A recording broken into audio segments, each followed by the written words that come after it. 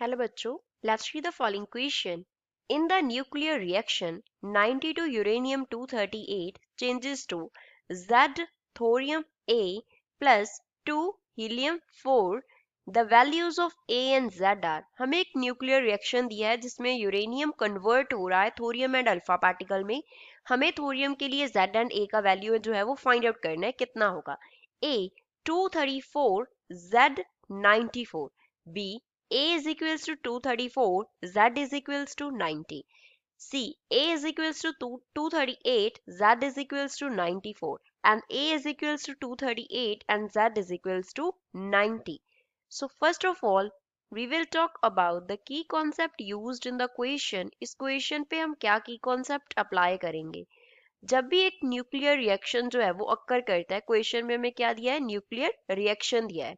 तो जब भी एक न्यूक्लियर रिएक्शन अक्कर करेगा तो उसमें न्यूक्लियस होंगे. न्यूक्लियस का क्या होगा, एटॉमिक नंबर होगा एंड ऑल्सो एटॉमिक मास होगा, मींस मास नंबर होगा एंड मास नंबर.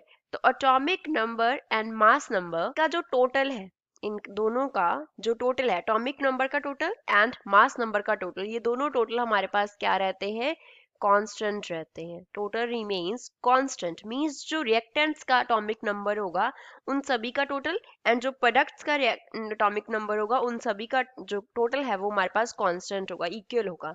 तो यहाँ पे मास नंबर पे भी सेम कॉन्सेप्ट अप्लाई होता है. अब हमें गिवन क्या है, जो गिवन रिएक्शन है वो लिखते हैं पहले. तो गिवन यूरेनियम 238 उसका एटॉमिक मास हो गया, 92 उसका एटॉमिक नंबर हो गया. चेंजेस टू थोरियम उसका एटॉमिक मास है, मास नंबर है A एंड एटॉमिक नंबर है Z plus alpha particle helium nucleus that is 4 उसका क्या है हमारे पास एटॉमिक, उसका मास नंबर है एंड 2 उसका क्या है एटॉमिक नंबर है. तो पहले तो यहाँ पे हम एटॉमिक नंबर का वो कॉन्सेप्ट यहाँ पे अप्लाई कर देंगे. तो एटॉमिक नंबर पे अप्लाई करते हैं. लेफ्ट हैंड साइड पे ओनली हमारे पास एक न्यूक्लियस है, एटॉमिक नंबर कितना है 92.